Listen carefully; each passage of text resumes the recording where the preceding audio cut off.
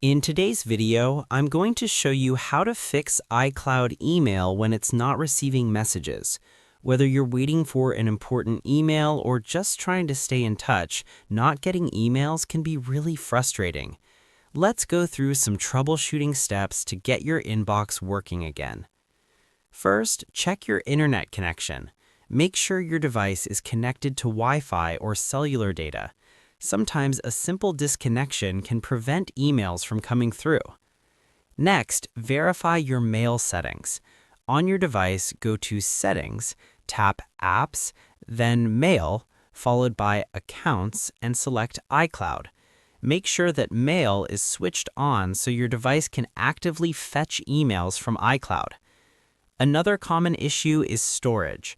Go to Settings, tap your name at the top to open iCloud, then Manage Storage. If your iCloud is full, new emails might not arrive.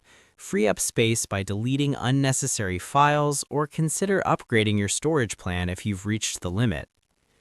Adjusting these rules may help you recover emails you thought were missing. By following these steps, you should be able to resolve most iCloud email issues and get your inbox working properly again. If the problem continues, reaching out to Apple support is a good next step.